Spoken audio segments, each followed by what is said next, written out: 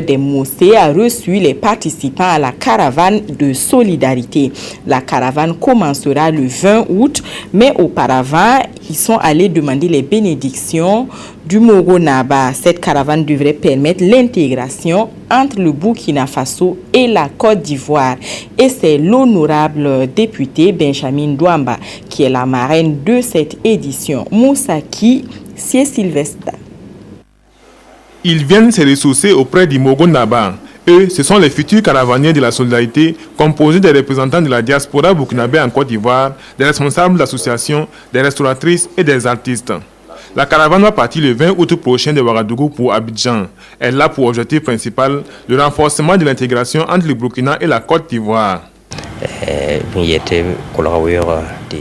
Nous sommes contents de cette visite. Nous souhaitons une bonne traversée à cette caravane et invitons les gens à soutenir les promoteurs dans leur initiative de préservation de la paix. À travers cette caravane appelée aussi Lien fraternel, les promoteurs entendent aussi promouvoir les valeurs de paix et de respect mutuel entre les citoyens des deux pays. L'initiative est soutenue par la députée Benjamin Douamba, désignée comme marraine. Cette caravane ira à la rencontre des Burkinabés et échanger avec les Burkinabés qui sont là-bas, leur demander quand même de respecter les lois ivoiriennes pour que le pays dans lequel donc ils sont soit agréable à vivre. Il s'agit donc d'une belle initiative pour renforcer la solidarité, la paix, la cohésion. Et c'est tout cela, c'est cet objectif qui a fait que nous nous sommes mis avec cette organisation pour que l'initiative se déroule. Parce que comme je l'ai dit, il s'agit d'une caravane de l'intégration, de la solidarité et de la paix entre Burkinabés eux-mêmes, entre Burkinabés et Ivoiriens. Et cela se fera à partir des activités culturelles, comme des soirées culturelles avec les troupes burkinabés qui vont montrer la culture burkinabé. La caravane de la solidarité est à sa première édition. Elle a à son programme des manifestations festives à Abidjan et à San Pedro. Les responsables de la tournée ont bénéficié également de l'appui des ministères des Affaires étrangères, de la coopération régionale et de l'action sociale du Burkina. Ils ont aussi eu le soutien du ministère de l'intégration de la Côte d'Ivoire.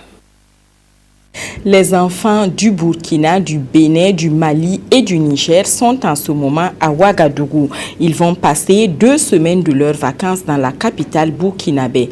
L'initiative de ce camp est des organismes de sécurité sociale des 4 pays. Oswald Gaëtan Segueda, Karim Patrick Namouanou. Une ambiance récréative qui donne le ton de la 23e édition des colonies de vacances. Ces enfants ont entre 9 et 13 ans. Au nombre de 250, ils apprendront à vivre ensemble autour d'activités ludiques, sportives et culturelles. Les objectifs que nous poursuivons pour cette colonie de vacances, c'est d'abord de pouvoir donner une période agréable et utile aux élèves en fin d'année scolaire.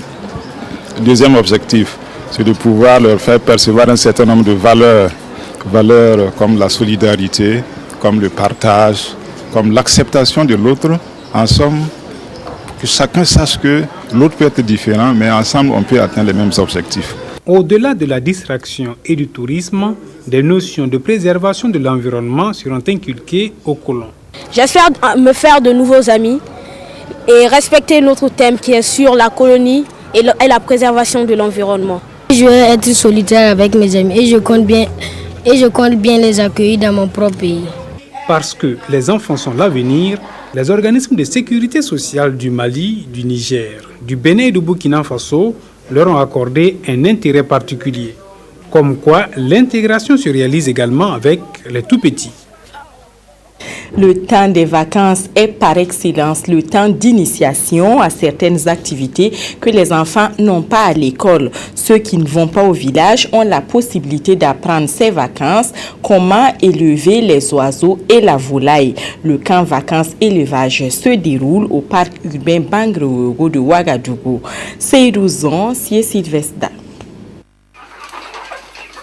Apprendre aux plus jeunes les rudiments sur l'activité d'élevage, c'est la mission que s'est assignée ce camp vacances organisé par le promoteur Jean-Emmanuel Ouattara.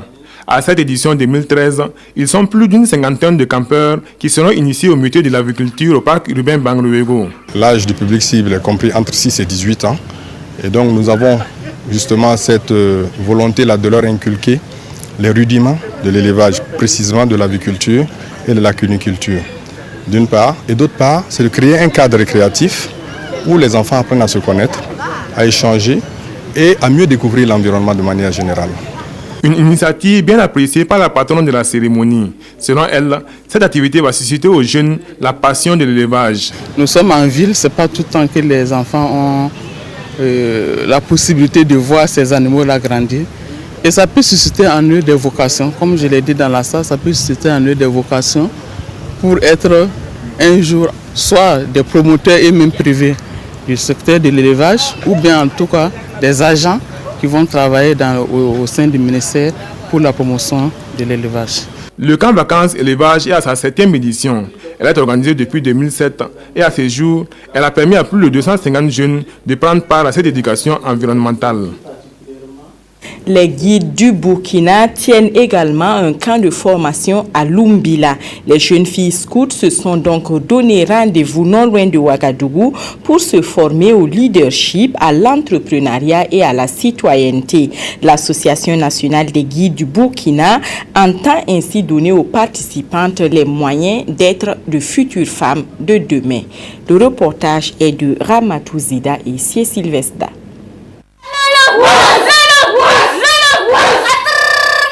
À travers ces cris, ces jeunes filles scouts, encore appelées guides, manifestent avec dynamisme leur engagement à recevoir les compétences et le savoir-faire qui leur seront inculqués à ce camp. Venues de 8 régions dites guides du Burkina Faso et du mouvement scout de la Suisse, elles seront formées dans divers domaines. Une action de l'Association nationale des guides du Burkina qui entend éduquer au mieux ces jeunes filles et faire d'elles des noyaux relais de développement auprès de leurs communautés respectives. Les modules qui seront abordés sont le leadership, le management, l'entrepreneuriat féminin, les violences faites aux femmes, le civisme, bien sûr, car nous en avons besoin, le secourisme. Et nous avons une formation sur les cuiseurs solaires.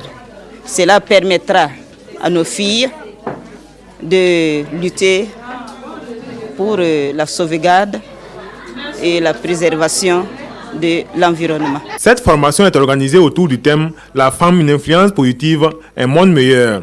Et pour la marraine, l'initiative ne pouvait être mieux indiquée car l'esprit est de préparer ces jeunes filles à être les femmes, les mères, les leaders de demain.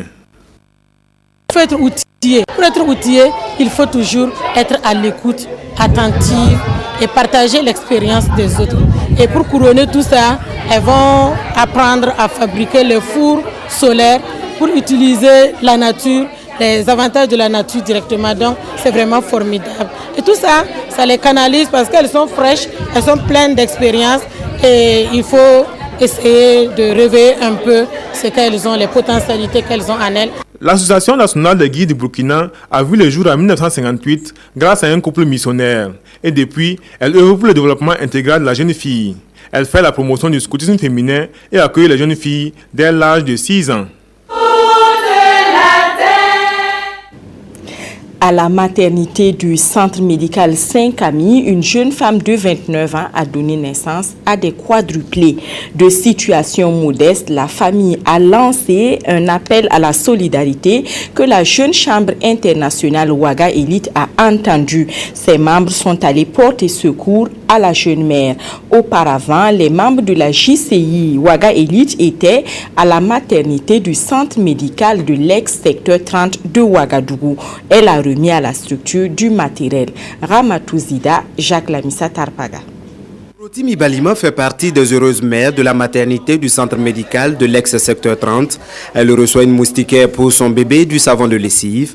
Un geste de la jeune chambre internationale Ouaga Elite pour aider ces femmes à protéger leur bébé en cette période de paludisme. Moi, je trouve que c'est ce dont elle est bienvenue parce que ça va soulager certains et que nous en ferons bon usage. Ça va nous aider davantage dans nos lessives quotidiennes. En plus des moustiquaires et du savon, c'est tout un lot de matériel que la jeune chambre a offert au CMA. Un fauteuil roulant, des lits d'hôpital et des tensiomètres. La structure répond ici à sa mission 2013, agir et mettre temps. Cela répond à l'un de nos objectifs qui est d'offrir des opportunités de développement et aux jeunes en leur offrant la possibilité de s'inscrire des changements positifs et dans leur milieu. Et pour nous répondons en tout cas à l'une de nos valeurs qui est de servir l'humanité qui constitue en tout cas pour nous et l'œuvre la plus noble de notre vie.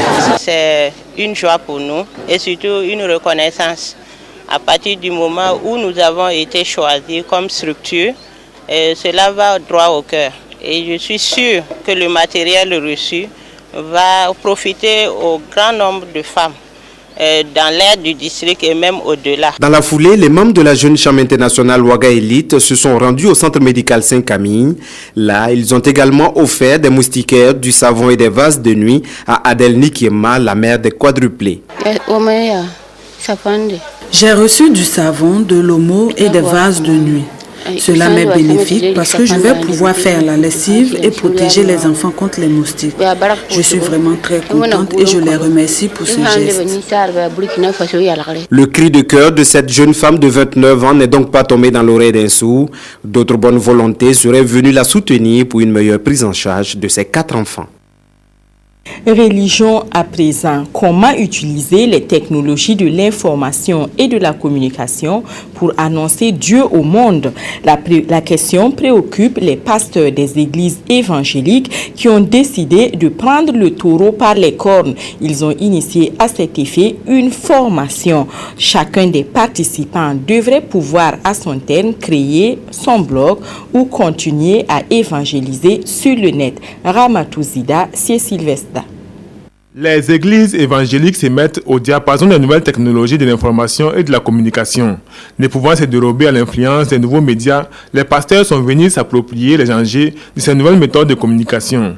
Des méthodes qui devraient permettre à ces bergers de renforcer les moyens d'évangélisation en vue de mieux propager la bonne nouvelle du Christ. Actuellement, beaucoup de gens suivent Internet. Et nous avons pensé que nous pouvons atteindre un objectif plus grand en mettant nos messages d'évangélisation, nos prédications sur Internet pour que beaucoup de gens partout dans le monde puissent le lire sans se déplacer et à moindre coût. C'est pourquoi, selon le conférencier, plus de 2 milliards de personnes dans le monde se connectent sur la toile chaque jour pour avoir des informations. Cependant, la médaille a un revers qui devrait être pris en compte pour une meilleure utilisation de ces médias. Les inconvénients, c'est quoi? C'est la non-maîtrise en fait de la chose. La communication, vous voyez, c'est un domaine très sensible. Et si nous ne maîtrisons pas la communication sur ces nouveaux médias aussi, ça peut avoir des revers. Il faut amener l'Église à pouvoir donc connaître à fond ces outils pour mieux les utiliser. Parce qu'il y a la question de sécurité, il y a la question de messages mal interprétés, et ainsi de suite. Donc, il est important de maîtriser la communication, y compris la communication sur ces nouveaux médias. À l'issue de cette formation, chaque pasteur devra être en mesure de créer un blog ou une plateforme afin d'y inscrire les messages de l'Évangile. Des messages qui seront ainsi mis à la disposition du plus grand nombre des populations au Burkina et partout dans le monde. C'est tout pour aujourd'hui. Excellente suite de programmes sur la chaîne Cinquantenaire. Pour votre constante fidélité, merci. Je vous retrouve dans quelques heures pour le direct sur la visite du président du Faso dans nos locaux. À bientôt donc.